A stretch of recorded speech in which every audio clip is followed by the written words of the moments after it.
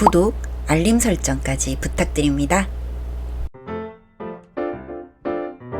오늘도 우리 사는 이야기 찾아주셔서 감사합니다. 사연자분이 보내주신 이야기 시작해볼게요. 안녕하세요. 저와 신랑은 다른 사람들에게 말하기는 조금 부끄럽지만 랜덤 채팅을 통해서 만나게 되었습니다. 제가 취업을 타지로 하게 되면서 주변에 아는 사람도 없었고, 그래서 나와 근처에 있는 사람과 연락을 할 수 있는 게 그 어플이었어요. 처음에는 그냥 몇 번 채팅을 하고 그래도 모르는 사람이니까 하루나 이틀 연락하다가 연락을 끊고 그랬는데, 그 중에서도 유독 말이 잘 통하던 게 지금의 신랑입니다. 랜덤 채팅이라는 게 아무래도 인식이 좋지 않아서 신랑이랑은 연락만 3달 넘게 하다 결국 한 번 만나봤는데, 신랑은 저희 회사 근처에서 작은 만화 카페를 운영하고 있었습니다. 처음에는 만나서 밥만 먹고 헤어지고, 그 다음에는 제가 만화 카페로 놀러를 가기도 하고, 그렇게 데이트 같은 썸을 또 몇 달이었고요. 신랑은 저와 연락을 하는 동안 너무 설레고 궁금했었다고 하면서 계속 저에게 사귀자며 따라다녔고, 저는 나중에야 신랑과 사귀게 되었습니다. 신랑은 소심하고 조용한 성격이었는데 만나서보다 연락이 더 재미있는 그런 사람이기는 했어요. 조용조용하지만 그래도 일을 할 때는 열심히 하는 성실한 모습에 결국 결혼까지 하게 되었습니다. 시댁에서 본인들 사는 아파트 바로 옆에 아파트가 매물이 싸게 나왔다고 알아보고 와서 저희는 그 아파트로 들어가게 되었어요. 시댁 근처라는 게 깨림칙하긴 했지만 그래도 현실적인 금액 앞에서 어쩔 도리가 없었습니다. 결혼 후 처음 가장 스트레스를 받았던 부분은 전화 스트레스였는데요. 제가 바로 곁에 살고 자주 만나는데도 그렇게 매일같이 전화를 하더라고요. 제가 전화를 안 받으면 신랑 폰으로 전화를 해서 저를 바꿔달라고 해요. 엄마 전화 왔는데? 당신이 받아. 또 당신 차는 전화일 거야. 여보 폰을 내가 왜 받아? 여보가 받아. 그렇게 신랑 폰으로 시어머님이 전화를 하면 아니나 다를까 역시 저한테 건 전화였고, 별다른 용것도 없이 그냥 주저리 말을 해요. 제가 대충 듣고 전화를 끊으면 옆에서 신랑이 고부간의 갈등이 웬 말이야. 이렇게 사이가 좋은데. 라고 하면서 저희가 엄청 사이가 좋고 애틋한 고부 사이인 것처럼 말을 합니다. 정말 아무것도 모르면서요. 정말 시월드가 별것 없더라도 시자가 붙으면 시금치도 싫다는 말이 이해가 갔어요. 그렇게 결혼 초반에 전화 문제, 음식 문제, 그리고 불쑥불쑥 찾아오는 문제로 정말 많이 싸우기도 했고, 그렇게 싸우고 나간 신랑이 또 시댁에서 외박을 해서 더 싸운 날들도 수도 없이 많았습니다. 그 중에서 제일 열이 받는 부분은 신랑은 확실하게 시댁 편이라는 거죠. 사실 아이만 없었다면 제가 연을 끊어도 진짜 끊었을 텐데, 결혼 후 1년이 채 안 돼서 아이가 생겼고 출산까지 했어요. 출산을 하고 나서 보니 아이에게 장애가 있더라고요. 다운 증후군이라고 하죠. 임신 중에 기형아 검사를 했을 때 위험군으로 나오기는 했는데, 출산 후 정상 아이를 낳았다는 말이 많아서 저희는 더 검사를 안 하고 아이를 출산했는데 다운 증후군이었습니다. 처음에는 신랑도 시댁도 괜찮다며 저를 위로해줬어요. 아이의 장애가 저 때문만도 아니고 어쩔 수 없는 유전 질환이라는 걸 잘 인지하고 있었거든요.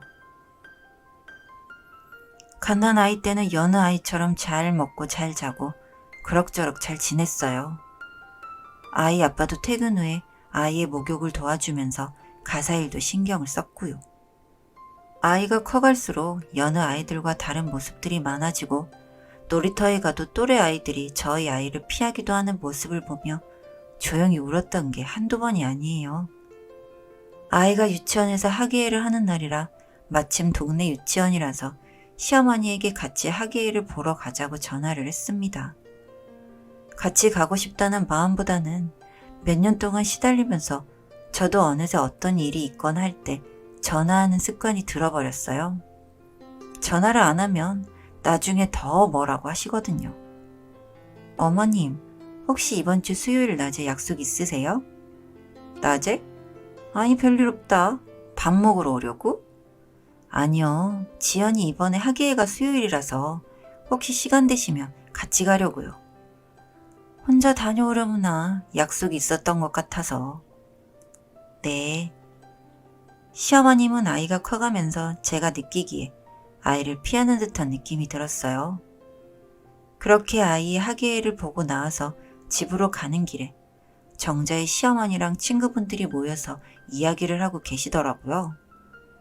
그냥 지나갈까 생각을 하고 있었는데 시어머님이 저희를 힐끗 본 것 같아서 아이에게 가서 할머니한테 인사를 하라고 했는데 정자에 앉아 계신 시어머님 뒤로 아이가 가서 할머니 하며 인사를 하는데 시어머니가 애를 팍 치더라고요.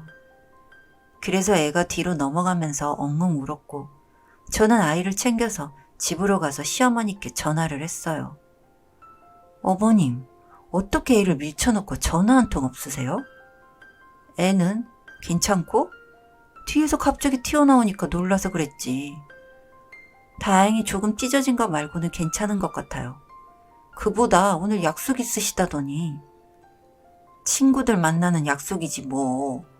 아니 그보다 넌 내가 눈치를 줬으면 그냥 조용히 지나가지. 뭘 인사까지 하러 오고 그러니? 그럼 어머님을 봤는데 보고도 못 본 척 지나가나요? 말이 나와서 하는 말인데 동네에서 나 아는 척 하지 마라. 왜요? 말이 나와서 말인데 우리 아들이 어디 하자가 있는 것도 아니고 애가 장애가 있다는 게 말이 되니? 걔 내 손주는 맞니? 그 말을 듣고 너무 열이 받아서 시댁으로 바로 쳐들어갔습니다. 그리고 시어머님이 보는 앞에서 시집을 난장판을 만들고 소리를 빽 지르고 나와버렸어요. 신랑에게 말을 할까 싶다가도 너무 일러바치는 것 같아서 말을 안 하고 있었는데 아니다 다를까 신랑이 퇴근 무렵 전화가 왔습니다.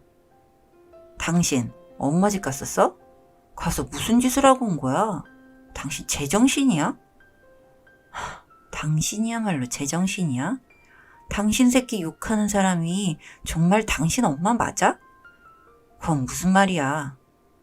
오늘 학예회 마치고 집에 오는 길에 어머님 만나서 인사하려 했는데 어머님의 애 밀쳐서 뒤통수 찢어졌고 그 일로 통화하는데 우리 애가 쪽팔린다고 멀쩡한 당신 밑에서 난 자식 맞냐고 하더라? 잘못 들은 거 아니야? 당신 좋아하는 엄마한테 가서 물어봐. 나한테 이러지 말고. 신랑이 집으로 돌아와서 하는 말이 시어머님은 저희 애가 반가워서 안아보려고 하다가 실수로 부딪혀서 애가 넘어진 거라고 하고 그걸 보고는 제가 눈이 돌아서 집에 와서 난장판을 치고 갔다고 합니다. 그냥 제가 이유 없이 미친년이 된 거고 신랑은 애가 아프니 제가 예민한 거니 참으라고 하는데 그 말을 그대로 믿는 신랑도 참 열받더라고요. 그 일이 있고 서로 어떤 사과도 없이 또 시간이 흐르고 어영부영 지나갔어요. 그러다 일이 터진 건 이번 명절 때였습니다. 시댁에는 3살 된 강아지를 키우고 있는데 이 강아지가 평소에도 다른 개랑 싸우는 일이 많았어요. 그러다가 결국 오늘 저희 아이를 무는 사고가 있었고 애가 놀라서 강아지를 밀치면서 개가 침대에서 바닥으로 고꾸라져 떨어졌는데 그 자리에 저희가 다 같이 있었어요. 애는 팔에 구멍이 숭숭 뚫려서는 피가 나고 있었습니다. 어머님, 강아지 예방접종은 꼬박꼬박 하고 계시죠? 뭐? 너 지금 우리 루비가 더럽다는 거니?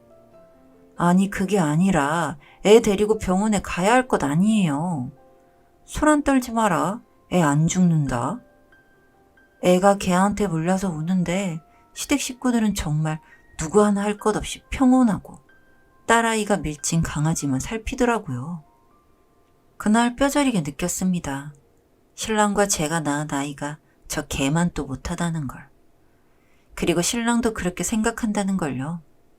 그래서 애를 데리고 병원에 가서 치료를 하고 마땅히 갈 곳이 없어서 신랑이 만화 카페에 가서 몰래 숨어 자고 있었는데 밖에서 말소리가 들렸습니다.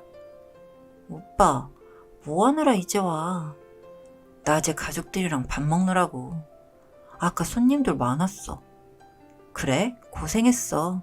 오늘 저녁은 내가 맛있는 거 쏠게. 오빠 최고다. 근데 진짜 우리 인연 아니야? 오픈 카톡으로 만나서 이렇게 오빠랑 일도 하고 연애도 하고. 우리가 다 인연이라서 그런 거지. 유부남만 아니면 내가 확 잡아채는 건데. 잠결에 이야기를 들어보니 이 미친놈이 바람까지 피고 있었습니다. 정말 저도 힘도 좋아요. 그대로 나가서 그 여자 알바생의 머리를 뜯고 신랑 휴대폰은 발로 밟고 난리를 피웠어요. 제가 한참 난동을 부리니까 경찰이 왔고 내연녀가 무슨 힘이 있겠어요. 저는 풀려났습니다. 그리고 나서 이혼 소송을 진행하고 있는데 신랑 가게가 발칵 뒤집어졌더라고요.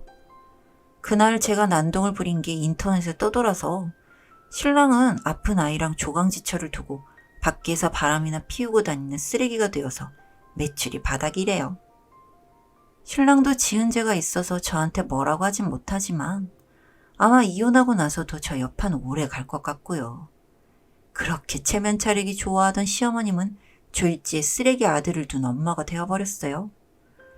저는 이혼하고 친정 식구들이 있는 곳으로 돌아가서 누구보다 아이를 잘 키워낼 거예요. 마음 같아서는 그 만화 카페 상표라도 다 까발리고 싶지만 무사 이혼을 위해서 참겠습니다. 사연은 여기까지였고요.